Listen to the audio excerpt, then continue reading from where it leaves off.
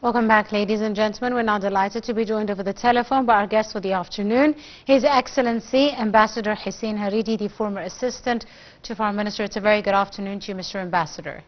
Good afternoon, Madam. Thank you very much, Your Excellency, for your time. And let me start by asking you, Mr. Ambassador, your expectations as Egyptian, Qatari and U.S. mediators are to meet with the Israeli negotiators in the Italian capital Sunday for the latest push for a Gaza truce. How do you see this meeting, Mr. Ambassador? Well, it's a meeting among a string of meetings that have been taking place for the last almost 2 months in order to reach an agreement on a ceasefire and the release of hostages in Gaza. And almost everyone hopes that the mediators would really succeed in pushing for such a deal. However, there are some reports that the Israeli side every now and then comes up with new conditions for starting implementing the outline that President Biden talked about last May. So we have our fingers crossed, and let's wait and see. Let's wait and see what will come out of the Sunday's meeting tomorrow. Right. Mr. Ambassador, also U.S. News separately reported that the CIA Director Bill Burns is expected to also attend the meetings, and we've seen as well calls by Egypt, which is insisting on an immediate ceasefire to be part of the agreement. How do you see this demand by the Egyptian side? Well, of course, you are aware, Madam, that the Biden's outline has talked about a 3-stage approach to reach a permanent ceasefire and then the start of reconstruction in Gaza Strip as a 3rd stage. Now the mediators with Hamas and the Israelis are talking about initiating the 1st stage. The 1st stage would last for 6 weeks. That would be extended if the two sides, Israel and Hamas, would get involved in negotiations or in talks about a permanent ceasefire.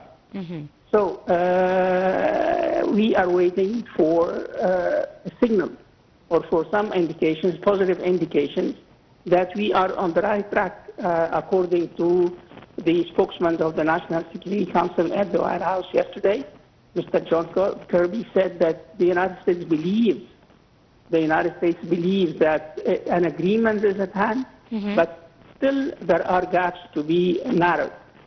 So we, as I said earlier, let's wait and see if tomorrow in Rome the mediators would be able to narrow those gaps. Absolutely. Mr. Ambassador, finally, of course, Egypt has also called for a complete Israeli withdrawal from the Rafah crossing connecting Gaza to Egypt, as well as, the insurance of entry of the very much needed humanitarian aid into Gaza. Now, Egypt has played a very prominent role with regards to aid delivery to the people in the Gaza Strip, and this is a very important demand for Egypt as well. How realistic do you see this demand being met, Mr. Ambassador?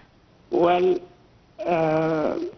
according to President Biden, in case an agreement would be reached, almost 600 trucks per day would be able to enter Gaza. If this comes to happen, that would be really what I would call a breakthrough in the delivery and in the surgery of humanitarian assistance.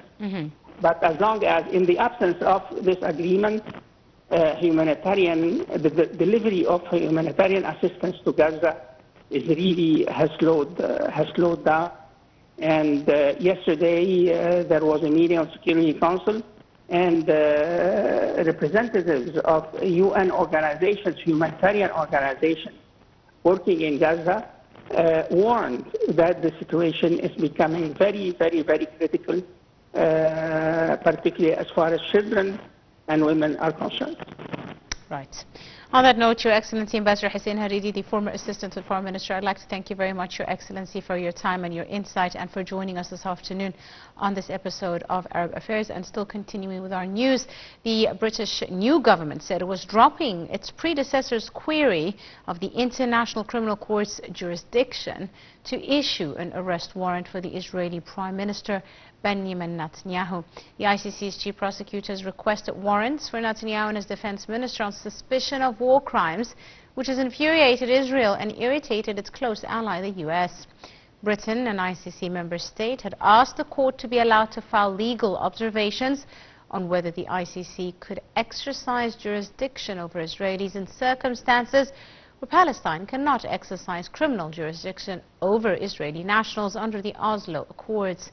But since then, the centre-left Labour Party has taken power from the Conservatives in the election, and the Prime Minister, Keir Starmer's spokesperson, told reporters that the new government would drop the query in line with their long-standing position that this was a matter for the court to decide on.